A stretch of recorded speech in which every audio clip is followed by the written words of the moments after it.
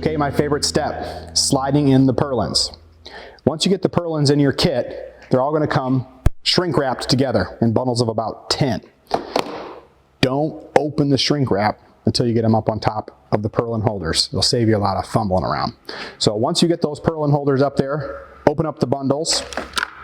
You're going to want to go ahead and install the cap on both ends of the purlin. Okay, 2 reasons. 1, saves you a step later moving the ladder.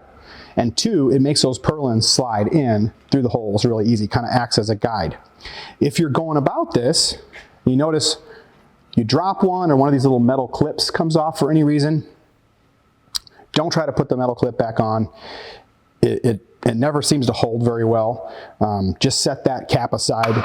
We include plenty of caps in the kit, so there should be about 10 extra, so don't worry about that. So to put the cap in, it's real simple. You just slip it in, and these stainless steel clips just hold it real tight. So you go ahead and start from one end and work your way this way. Sliding in your purlins is relatively simple, aside from the fact that you may be on a ladder. So do be careful with that. But once you get that fed through, should all just slide in like that.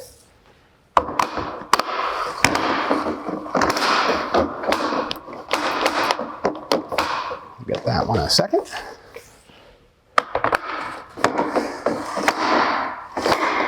Okay, there we got them. Okay, now checking the size. To check the overhang, you're going to want to make sure that the purlin overhang is the same on both sides. To do that, I stick my purlin all the way in. The only thing I leave out flush is this little cap right here. So I come over here to this side.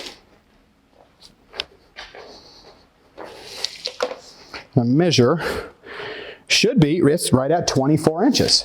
So I know if I slide this in right to 12 inches, I make them all match. They're going to line up nice and straight down the side, which let's just check.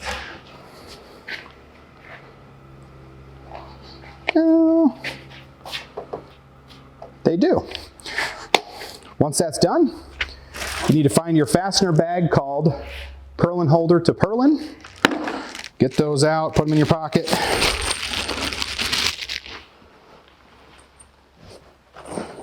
It's just a standard Phillips head. And you only need to put 1 screw in each purlin.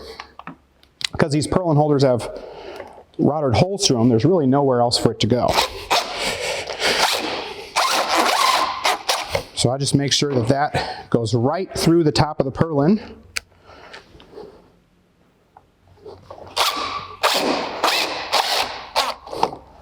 Like that. You'll repeat that step for every single purlin on the pergola.